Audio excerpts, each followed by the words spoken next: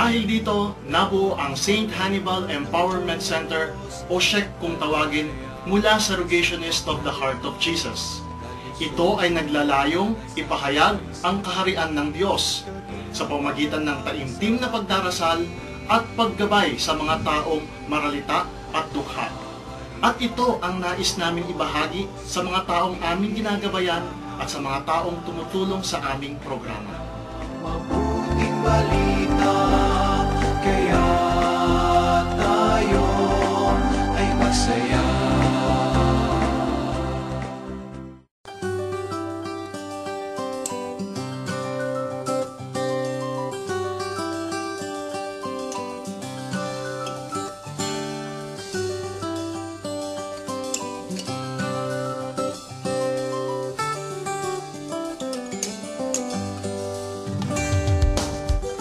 Tiyak na may pag-asa kung nagkakaisa ang mga tao sa mga programang tulad ng Values Formation,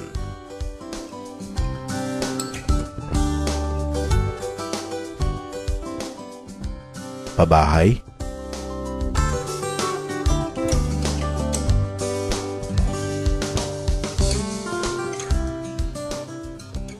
Programang Pangkabuhayan,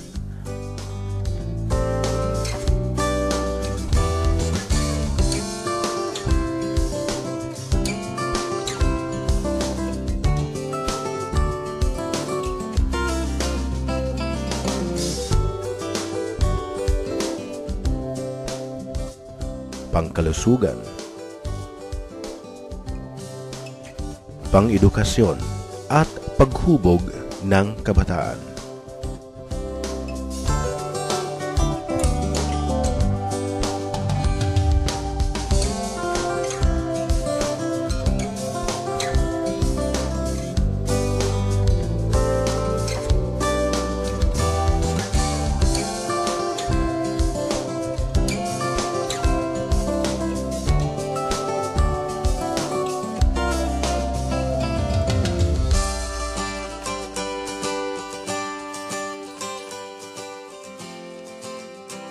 Pangkatarungan,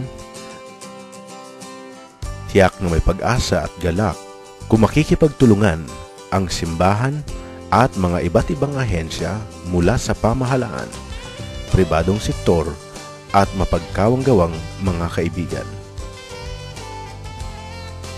Dito sa lupa, tiyak na magkakaroon ng kaganapan ang pag-asa at galak sa kaharian ng Diyos sa kabila ng kahirapan. Kasama natin si Jesus, ang simbahan, ang pamahalaan, ang St. Hannibal Empowerment Center at ang ating kapwa.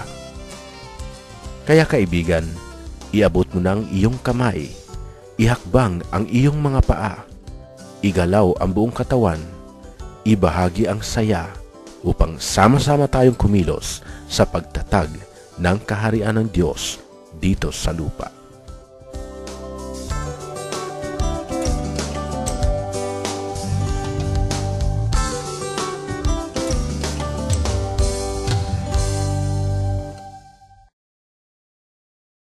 Bali po ako yung presidente ng samahan sa isang federation, St. Hannibal Christian Community Federation.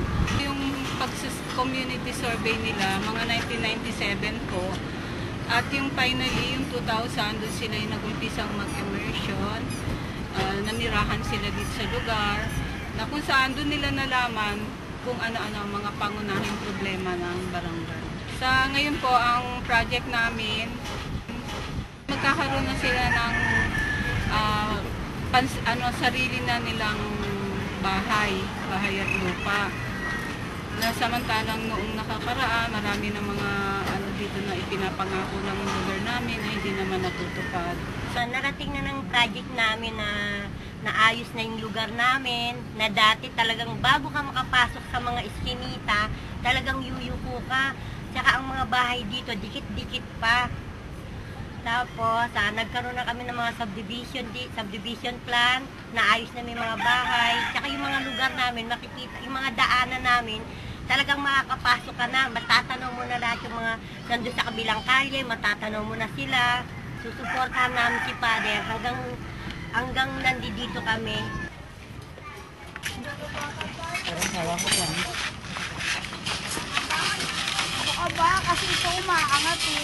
Ang akin pong kondito is para makatulong na mapadali ang pagkaayos ng aming lilipatang bahay.